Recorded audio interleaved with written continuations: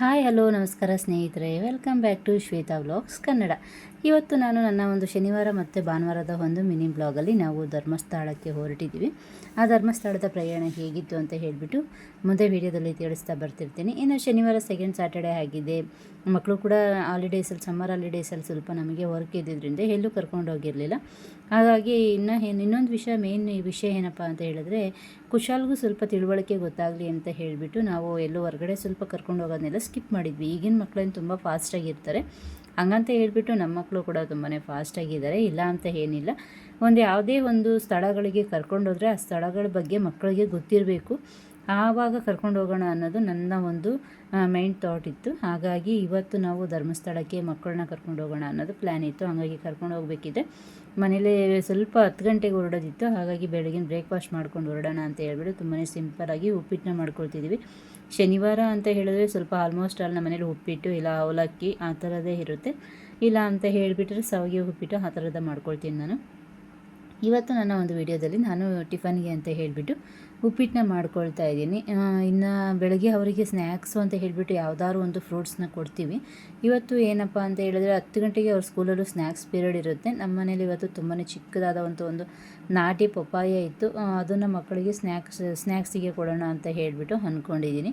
ಹಾಗಾಗಿ ಉಪ್ಪಿಟ್ಟಿಗೆಲ್ಲ ರೆಡಿ ಮಾಡಿ ಬೇಗನೆ ಇಟ್ಕೊಂಡಿದ್ದೆ ನಾನು. ಮಕ್ಕಳು ಎದ್ಬಿಟ್ರೆ ಅವ್ರ ಕೆಲಸನೇ ಆಗುತ್ತಲ್ಲ. ಹೊರಗಡೆ ಹೊರಡೋದು ಅಂದರೆ ಸ್ವಲ್ಪ ಎಲ್ಲರ ಮನೇಲೂ ಗಡಿಬಿಡಿ ಆಗುತ್ತೆ.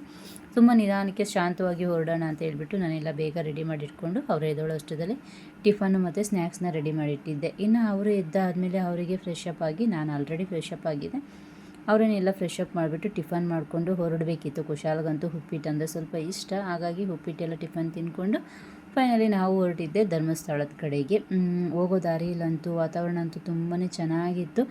ನಮ್ಮ ಮಕ್ಕಳು ಕೂಡ ಫಸ್ಟ್ ಟೈಮು ಈ ಥರ ವಾತಾವರಣನ ನೋಡ್ತಾ ಇರೋದ್ರಿಂದ ಅವರಿಗೂ ತುಂಬಾ ಖುಷಿ ಆಯಿತು. ಹಂಗೆ ಆನ್ ದ ವೇ ಹೋಗೋ ಅಷ್ಟೊತ್ತಲ್ಲಿ ಒಂದು ಲೇಟ್ ಆಗುತ್ತೆ ಅಂತ ಹೇಳ್ಬಿಟ್ಟು ಮಧ್ಯಾಹ್ನ ಊಟಕ್ಕೆ ಅಂತ ನಿಲ್ಲಿಸಿದ್ವಿ. ಊಟ ಅಂತೂ ತುಂಬಾ ಚೆನ್ನಾಗಿತ್ತು. ಅಲ್ಲೇ ಚಿಕ್ಕದಾದಂಥ ಹೋಟೆಲು ನೀವು ನೋಡ್ತಿರ್ಬೋದು.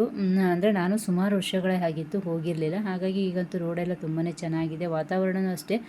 ನಾವು ಹೋದಾಗ ಒಂದು 3 ಗಂಟೆ ಆಗಿತ್ತು. ಹೋಗ್ತಾ ಇರ್ಬೇಕಾದ್ರೆ ನೀವು ನೋಡ್ತಿರ್ಬೋದು ಸಂಜೆ 6-7 ಗಂಟೆ ಆಗಿರೋ ಥರ ಇದೆ. ಇನ್ನು ನಾವು ಹೋಗೋ ಅಷ್ಟೊತ್ತೆಲ್ಲ 6 ಗಂಟೆ ಆಗಿತ್ತು. ಹಾಗೆ ಹೋಗಿ ನಾನು ಮನೇಲೇ ಫ್ರೆಶ್ ಅಪ್ ಆಗಿ ಹೋಗಿರೋದ್ರಿಂದ ನದಿಲೇನು ಸ್ನಾನ ಮಾಡಿಲ್ಲ. ಹಸ್ಬೆಂಡು ಮತ್ತು ಮಕ್ಕಳಿಗೆ ಸ್ನಾನ ಮಾಡಿಸಿ ನಾನು ಕೂಡ ಹಾಗೆ ನೀರನ್ನ ಹಾಕ್ಕೊಂಡು ಹೊರಟಿದ್ದೆ ಧರ್ಮಸ್ಥಳಕ್ಕೆ. ದರ್ಶನಕ್ಕಂತೂ ತುಂಬಾ ರಶ್ ಇತ್ತು. ನಮ್ಮನ್ನು ಕೂಡ 3 ಅವರ್ ಒಳಗಡೆ ಕೂಡ ಹಾಕಿದ್ರು. ಹಾಗೂ ಈಗ ದರ್ಶನ ಮುಗಿಸ್ಕೊಂಡು ದೇವ್ರನ್ನ ನೋಡಿಕೊಂಡು ಫೈನಲಿ ನಾವು ಬಂದಿದ್ದೆ ಊಟಕ್ಕೆ. ಊಟನೂ ಅಷ್ಟೇ ತುಂಬಾ ಚೆನ್ನಾಗಿರುತ್ತೆ ಧರ್ಮಸ್ಥಳದಲ್ಲಿ. ನಾವು ಎಷ್ಟು ಸರಿ ಹೋದರೂ ಊಟನ ಮಿಸ್ ಮಾಡ್ಕೊಳ್ತಾಯಿದ್ವಿ. ಈ ಸರಿ ಅಂತೂ ಊಟ ಸಿಕ್ಕಿ ತುಂಬಾ ಖುಷಿ ಆಯಿತು.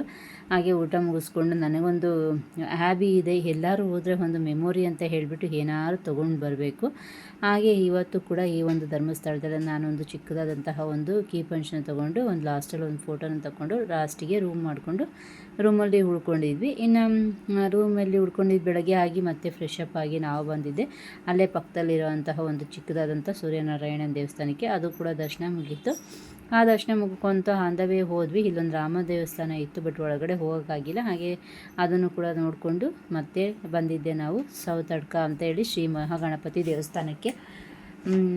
ದೇವಸ್ಥಾನ ನೀವು ನೋಡ್ತಾ ಇರ್ಬೋದು ಎಷ್ಟು ಚೆನ್ನಾಗಿದೆ ನೋಡಿ. ಮರ ಗಿಡಗಳ ಮಧ್ಯೆನೇ ದೇವರ ಒಂದು ಇದನ್ನು ಪ್ರತಿಷ್ಠಾಪನೆ ಮಾಡಿದ್ದಾರೆ. ತುಂಬಾ ಚೆನ್ನಾಗಿರುತ್ತೆ. ಆಲ್ಮೋಸ್ಟ್ ಅಲ್ಲಿ ಈ ಒಂದು ದೇವಸ್ಥಾನಕ್ಕೆ ಎಲ್ಲರೂ ಹೋಗಿರ್ತಾರೆ ಅಂತ ಅಂದ್ಕೊಂಡಿದ್ದೀನಿ. ಆ ಗಣಪತಿ ಎಲ್ಲರಿಗೂ ಒಳ್ಳೇದು ಮಾಡಲಿ ಅಂತ ತಿಳಿಸ್ತಾ ಹಾಗೆ ನಾವು ದರ್ಶನ ಮುಗಿಸ್ಕೊಂಡು ಪ್ರಸಾದ ಎಲ್ಲ ತೊಗೊಂಡು ಇನ್ನು ಮತ್ತೆ ಮಧ್ಯಾಹ್ನ 1 ಗಂಟೆ ಆಗಿತ್ತು. ಕುಕ್ಕೆ ಸುಬ್ರಹ್ಮಣ್ಯಕ್ಕೆ ಬಂದ್ವಿ. ಅಲ್ಲೂ ಕೂಡ ಪಾಪ ಕ್ಲೋಸ್ ಆಗುತ್ತೆ ಟೈಮಿಂಗ್ಸು ಅಂತ ಹೇಳಿದ್ರು. ಅಲ್ಲೂ ಕೂಡ ದರ್ಶನನ ಬೇಗನೆ ಮಾಡಿಕೊಂಡು ಮುಗಿಸ್ಕೊಂಡು ಹಾಗೆ ಬರ್ತಾ ಒಂದು ಫೋಟೋನ ತೊಗೊಂಡ್ವಿ. ನನ್ನ ಒಂದು ಧರ್ಮಸ್ಥಳದ ಮಿನಿ ಬ್ಲಾಗ್ ನಿಮಗೆ ಇಷ್ಟ ಆಗಿದೆ, ಪ್ಲೀಸ್ ಒಂದು ಲೈಕ್ ಮಾಡಿ, ಕಮೆಂಟ್ ಮಾಡಿ ಅಂತ ತಿಳಿಸ್ತಾ ಎಲ್ಲರಿಗೂ ಧನ್ಯವಾದಗಳು.